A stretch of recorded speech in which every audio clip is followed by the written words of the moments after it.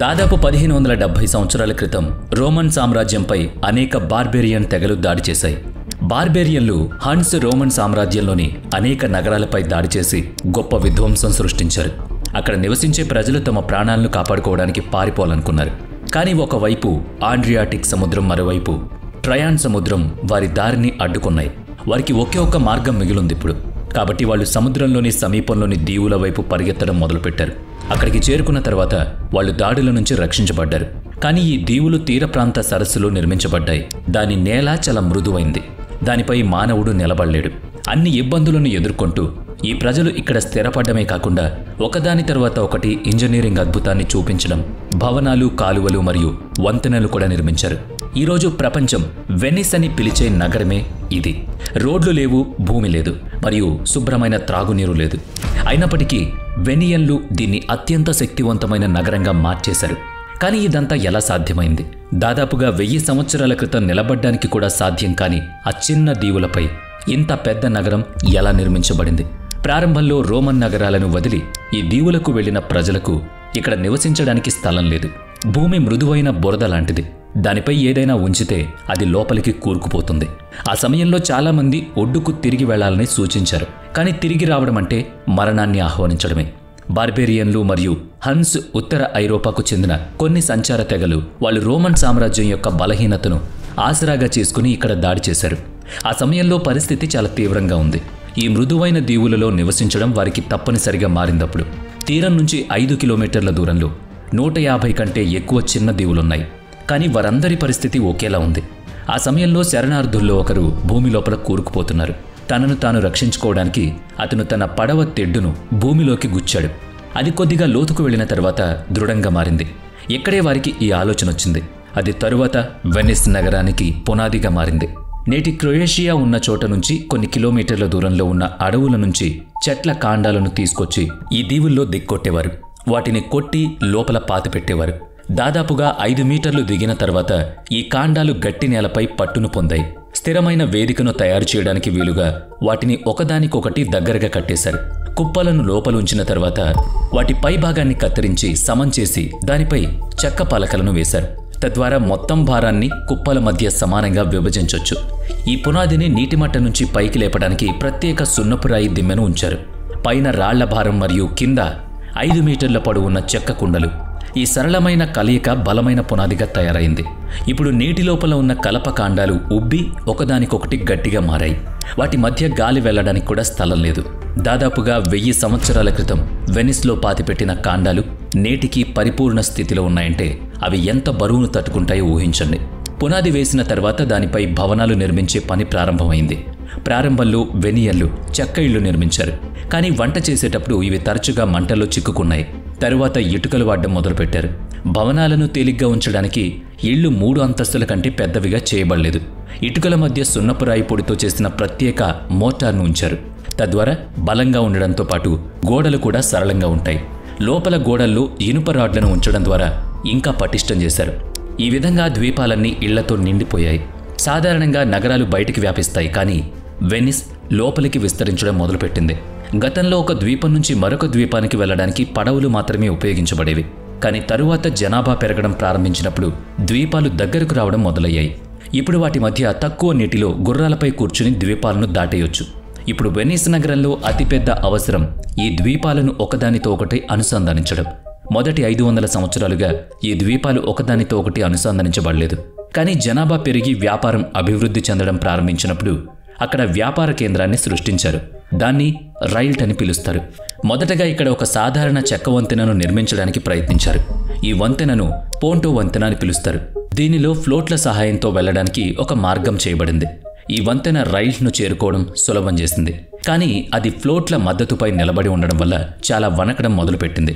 కానీ 1910వ సంవత్సరంలో కోలాహలం కారణంగా అది కాలిపోయింది.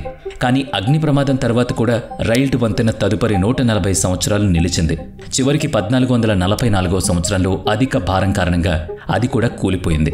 దీన్ని నిర్మించడానికి అదే పద్ధతిని ఉపయోగించారు. దీని సహాయంతో ఇక్కడ వేలాది ఇళ్లు నిర్మించబడ్డాయి.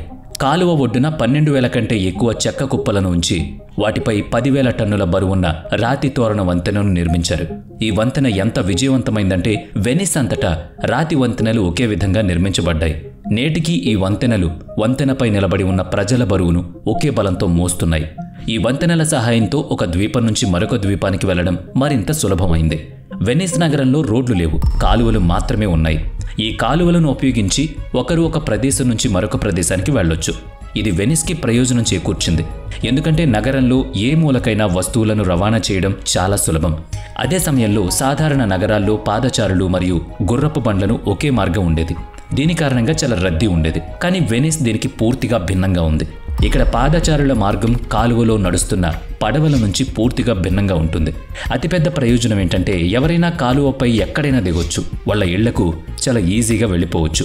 దీంతో వెనిస్ తక్కువ సమయంలోనే యూరోప్లో అత్యంత శక్తివంతమైన ధనిక నగరంగా మారింది. దీనికి అతిపెద్ద కారణం దాని స్థానం. మ్యాప్లో చూసినట్లయితే ఆడ్రియాటిక్ సముద్రం చివర్లో వెనిస్ ఉంది. ఈ సముద్రం నేరుగా మధ్యధరా సముద్రంలో కలుస్తుంది. మధ్యధరా సముద్రం ఆఫ్రికా, యూరప్ మరియు మధ్యప్రాచ్యాలను కలుపుతుంది.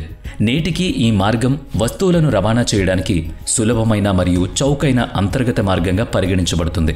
అంటే ఇటలీ, ఆస్ట్రేలియా, హంగేరీ, జర్మనీ మరియు ఫ్రాన్స్ ఉన్న మధ్య ప్రాంత్యం మరియు తూర్పు ఐరోపా నుంచి పశ్చిమ ఐరోపాకు చేరుకోవడానికి ఓడలు నేటికి వెనిస్ ఉన్న ఆడ్రియాటిక్ సముద్రం చివరన సులభంగా చేరగలుగుతాయి. తూర్పు యూరప్ పశ్చిమ దేశాలతో భూమార్గం ద్వారా అనుసంధానించబడి ఉంది. కానీ ఆ సమయంలో ఓడలు మాత్రమే రవాణా మార్గంగా ఉన్నందున నల్ల సముద్రం నుంచి మధ్యధర, తరువాత ఆడ్రియాటిక్ సముద్రానికి అన్ని వస్తువులను ఓడలో మాత్రమే పంపేవారు. ఇక్కడికొచ్చే సరుకు రవాణా నౌకల సంఖ్య ఎక్కువగా ఉన్నందున పశ్చిమ ఐరోపా నుంచి తూర్పు ఐరోపాకు వస్తువులను పంపడానికి వెనిస్ నుంచి చౌకైన సరుకు రవాణా నౌకలు కూడా అందుబాటులో ఉన్నాయి. ఎందుకంటే అవి ఖాళీగా తిరిగి రావాల్సి వచ్చింది. వ్యాపార కార్యకలాపాల కారణంగా వెనియన్లు చాలా ధనవంతులయ్యారు. దీన్ని చూసి చుట్టుపక్కల దేశాల ప్రజలు కూడా వెనిస్లో స్థిరపడడం మొదలుపెట్టారు. ఇక్కడ జనాభా చాలా పెరిగింది. ఇప్పుడు వెనిస్లో తాగునీటికి డిమాండ్ పరిమితికి మించి ఉంది. వాస్తవానికి వెనిస్ అన్ని వైపులా నీటితో చుట్టుముట్టబడి ఉంది. కానీ ఇది ఉప్పు నీటి సముద్రపు నీరు. దీన్ని త్రాగడానికి వీల్లేదు కాబట్టి సహజ నీటి బుగ్గల కోసం అన్వేషణ జరుగుతోంది. ప్రధాన భూభాగం నుంచి డ్రమ్స్ ద్వారా వెనిస్కు త్రాగునీటిని తీసుకొచ్చి పడవల్లో లోడ్ చేస్తారు. కానీ ఇక్కడ జనాభా పెరిగినప్పుడు నీటి కొరత ఏర్పడింది. ఆ సమయంలో వెనియన్ ఇంజనీర్లు వాళ్ళ మెదడుకు మరోసారి పదును పెట్టారు. వెనిస్లో పెరుగుతున్న జనాభాకు తాగునీరు లభించేలా ఏదైనా చెయ్యాలి, లేకుంటే అక్కడ వ్యాపారం కూడా సన్నగిల్లుతుంది. అప్పటికి వెనిస్లోని కొన్ని దీవుల్లో నిర్మాణాలు పూర్తి కాలేదు. ఆ దీవుల్లో వర్షపు నీటిని సేకరించడానికి లోతైన గొయ్యి తవ్వి ఈ లోతైన గుంటలో నేరుగా నీటిని నిల్వ చేశారు. అది వేరే ప్రాంతాలకు సరళంగా సరఫరా చేయబడింది. దీంతోపాటు వర్షపు నీరు ఒకే చోట చేరడానికి రకరకాల రంధ్రాలు చేయబడ్డాయి. ఇసుక మరియు రాళ్ల గుండా వెళ్లిన తర్వాత బావిలో సేకరించిన ఆ నీరు ఫిల్టర్ చేయబడేది. ఇది నీటి వడబోత యొక్క సహజ ప్రక్రియ. పర్వతాల నుంచి బుగ్గల రూపంలో వర్షపు నీరు వచ్చినప్పుడు రాళ్లు మరియు ఖనిజాల గుండా వెళ్లిన తర్వాత అది పూర్తిగా శుభ్రంగా త్రాగడానికి అనుకూలంగా మారిపోయేది. వెనిస్లోని ఈ ఫిల్టర్ వ్యవస్థ ఈ ప్రాతిపదికన పనిచేస్తుంది. కానీ అసలు ప్రశ్న ఏంటంటే ఇంత చిన్న ప్రాంతంలో ఎంత వర్షపు నీటిని సేకరించవచ్చు? దీనికోసం సమీపంలోని ఇళ్ల పైకప్పులపై పైపులను ఏర్పాటు చేయడం జరిగింది. దీనివలన పడిన వర్షపు నీరల్లా ఆ పైపుల నుంచి ఫిల్టర్గా క్రిందికొచ్చేది. అటువంటి నీటి సేకరణ కోసం ఉపరితల వైశాల్యం కూడా పెరిగింది. త్వరలో వెనిస్లో 600 కంటే ఎక్కువ చిన్న మరియు పెద్ద ఫిల్టర్ బావులు ఏర్పాటు చేశారు. 10 నుంచి 12 ఇళ్లు ఒకే ఫిల్టర్ బావిని పంచుకోవడం ప్రారంభించాయి. వెనియన్లు తమ నగరాన్ని కాపాడడానికి మరోసారి ఒక కళాఖండాన్ని సృష్టించారు. కానీ వెనిస్లో ఇప్పటికీ ఒక పెద్ద సమస్య ఉంది: మురుగునీటి పారుదల.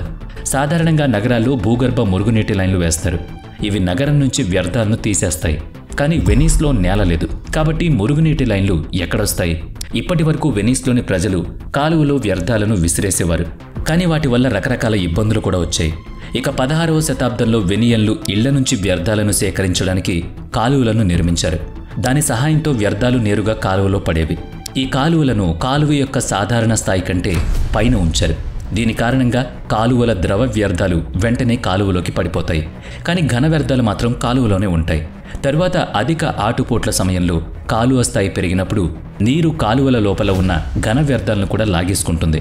వీటన్నిటికంటే ఆశ్చర్యం ఏంటంటే 1000 సంవత్సరాల క్రితం వెనియన్లో నిర్మించిన ఇంజనీరింగ్ పునాది నేటికి పనిచేస్తుండడం. కాలువ వంతెన మరియు మురుగునీటి వ్యవస్థ నిర్మాణం ద్వారా వెనిస్ నెమ్మదిగా భూమిలోకి మునిగిపోతుందని మనం అనుకోవాలి. ఇది సహజమైన ప్రక్రియ. దీని కారణంగా ప్రతి సంవత్సరం ఈ నగరం భారీ మొత్తంలో కాలుష్యాన్ని ఎదుర్కొంటుంది. ఇది సముద్ర మట్టానికి 2 మిల్లీమీటర్ల దిగువన మునిగిపోతుంది. ప్రపంచంలో కార్లు లేదా మోటార్ సైకిళ్లు లేని ఏకైక నగరం ఇదే. ప్రతి సంవత్సరం ఇక్కడ వరదలు సంభవిస్తాయి. వీటిని ఆక్వా ఆల్ట్ అని పిలుస్తారు. శీతాకాలంలో ఇక్కడ నీటి మట్టం గణనీయంగా పెరుగుతుంది. తరువాత తరచుగా నడక మార్గాలు నీటితో మునిగిపోతాయి. ప్రతి సంవత్సరం 60 లక్షల మంది వెనిస్ను సందర్శిస్తారు. కానీ ప్రస్తుతం ఇక్కడ స్థానిక జనాభా 50,000 కంటే తక్కువ. వీడియో నచ్చితే లైక్ చేయండి, షేర్ చేయండి. ఇప్పటి వరకు మన ఛానల్ని సబ్స్క్రైబ్ చేయనట్లయితే ఇప్పుడే సబ్స్క్రైబ్ చేసుకుని పక్కనే ఉన్న బెల్ ఐకాన్పై క్లిక్ చేయండి. నెక్స్ట్ వీడియోలో మళ్ళీ కలుద్దాం. Thanks for watching.